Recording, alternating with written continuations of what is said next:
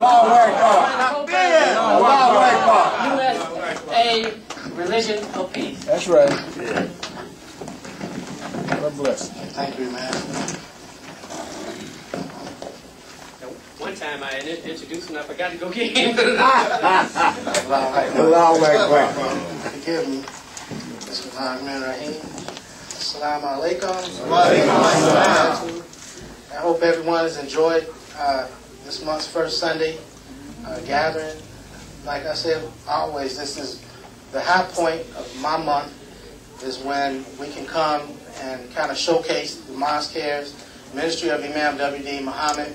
And, you know, I say that so often, day and night. I'm trying to figure out ways to promote and to keep the Mosque activities vibrant and alive, and to keep our name as in the forefront the most we can. But if like the way Imam just kind of laid it out there and made it plain and described to me, you know, it almost makes you want to swoon. Yeah.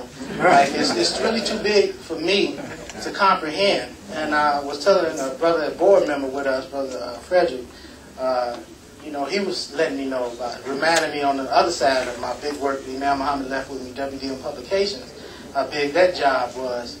And I said, brother, I don't even have room to be afraid. Come on. I should be terrified. I said, but you reach a point where all of that leaves, you know. So I said, no, I haven't felt fear in a long time.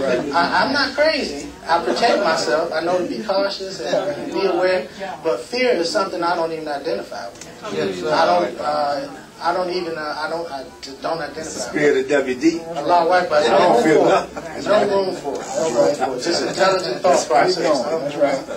And a lot of love. That's right. You got enough love, you don't have to fear. That's right. It's a big job. It's a huge responsibility, and it's magnified by my love for my father and the love for the work and that he devoted his life to. So. And it's just so many miracles. That's another thing. Allah here, you know, Allah is like a companion or a good friend that see you slowing down in your pace. You know, my son runs track, and I used to try to advise him. You know, I run on the tread. He get out there and run through the woods and around the track. Yeah. Out in 90-degree weather and running for miles. And he's talking about how fast his mile was this time. I said, yeah. I said, I'm trying to get down the block. So, but I would tell him, I said, just say, La ilaha illallah, Muhammad Rasulullah, like cadence. Just say it in your mind. Whenever you feel weak, just think about, remember Allah, and you keep going. Yeah. So Allah is like that. When you remember Him, it gives you strength. That's right. And often He'll give you vivid pictures. He'll show you signs. And I was telling the brothers about some of the signs that it's kind of miraculous. But my father, I heard him say this before, that sometimes that if he were to tell you the things that happened in his life, just the brothers, if they would just bear witness, the brothers that were close to him, they would, you know, you'd be immediately you would believe in Allah, 100% when you see the miracles. And whether I deserve it or not, or whether people like me or care or not, or whether I believe in myself or not, Allah has shown me that the work that I'm doing is very important. It's important enough to have His help. That's right. And His help is present and it's clear. You know, it wakes me up in the morning and let me know that I can't move slow today, so I jump out of bed ready to work. You know,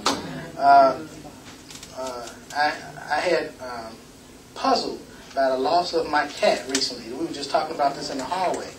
Cat I had for 11 years. Had in the bushes. It would hear a car motor, didn't want to go near a car. But it was an outdoor cat, so she was familiar with the outdoors.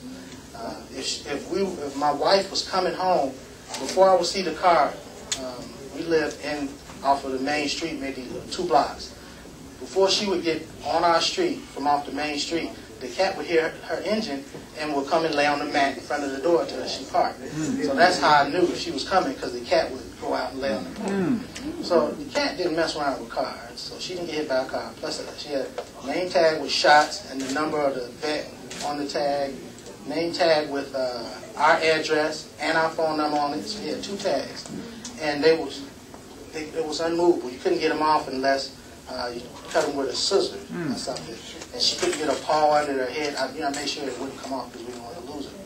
So somebody took my cat on my father's birthday. So this is something. This, you know, when you reflect, and this is what Allah wants us to do, to reflect. We should reflect on our life and on circumstances, because we believe Allah is in control. Then you should be able to read those circumstances. So I went out. This was back in October, my father's birthday. So I went out and drove around about maybe a month ago. Yeah, more than a month. About a month and a half ago, looking for a cat. I said, I'm going to get a new cat. But first we called all of the shelters to ask them had they seen the cat. They said, well, we got a cat that fits that description in at this time, at that time. This is not your cat, it's a female, or it was this color and that color. So, and they said, people don't call them when the cat is lost or found dead or whatever. They call the police. So police had no record or anything like that. Because if they found her dead, she would have a collar on. So she was a beautiful cat, a long-haired cat. And so assuming somebody stole it. But the point I want to focus on is that this was on my father's birthday. The cat was stolen. So we drove around looking for about 5 hours, went to shelters. They said they had kittens. When we got our cat, we had to bottle feed her. She was abandoned in the garage. This woman gave her to us, and we bottle fed her. So she got big enough to eat on her own, and we had her for about almost 12 years. And yeah, almost 12 years. And somebody takes her.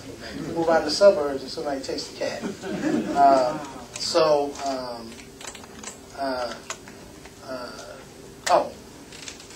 My father's birthday. So we're looking for a cat, a kitten. Everything they had, them cats was bigger than my cat. It was a 12-year-old cat. They call them kittens. They ain't kittens. We looking for something that's a few weeks old. So I said, I can't look this. So we started looking on the internet. We found a woman that had a cat we liked. She said her kittens were 3 weeks old. She had to take them to the doctor, get shot. She wanted, too young, wait till about 9 weeks. So we had to wait 6 weeks from the point where she said the cat had been born before we can get this cat from her. After he got shots and she could take it from his mother. We did that. And she said she's in Illinois. And just like us, we weren't trying to go meet nobody and that we didn't know. So she said halfway point was in Champaign-Urbana. That's where my daughter lives. And she's working at an eye center in that town. So she, we said, well, we stop by to see my daughter and meet this woman. She told us to meet her at the pet store. So we did that. And I looked, lo and behold, I knew it was my mother's birthday when I left. But I put 2 and 2 together when I called my mother to tell her we on our way home from Champaign. I want to come and see you and wish you happy birthday. I even had a little gift I wanted to give her. And my wife, and I said, and I was telling her, I said, yeah, your birthday. I don't think I told her that I was going to name it. We hadn't thought about naming the cat. So I should have named the cat Shirley. But she said, yeah, it's my birthday. And I said, you know, then I remembered. The negative always comes up. I remember when we lost our cat that we had for 12 years. It was on my father's birthday. So I said, this is a sign for my life. And that's why I'm sharing this, because maybe Allah wants whoever snatched that cat to know that He's in power. You had a power for a short term to do whatever evil that you might think or practice, but Allah, if He doesn't want His servant, any of His servants to be hurt, that Allah is their protection, and that you can't touch them. You know? That's right. You know, who knows? Kitty might have got cancer or got sick or something, and she might have died, and the children would have been worse off. Maybe it was time for her to leave. You know, so but we have a beautiful little kitten, and that's the sign. See, Allah shows you signs like that. Lost something on my father's birthday, so that's a small thing. That's a small thing. I got a long list of them, but we don't have time to deal with that. Because we got some beautiful, this program right here, this Patriotism Day.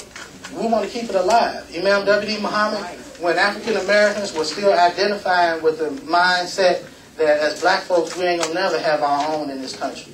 That we ain't going to never be really accepted as equals to other races. And we ain't going to never be able to come together. We're too divided. We don't even have nothing that's going to unite us, you know, black Muslims over here, you got this group over here and that group. So when Imam Muhammad even entertained the concept, I don't know if others, but I don't think anybody was as popular as Imam Muhammad. He was one of the first African American people to say, I remember he said in front of all of us, and I was a young child, that he was going to run for president.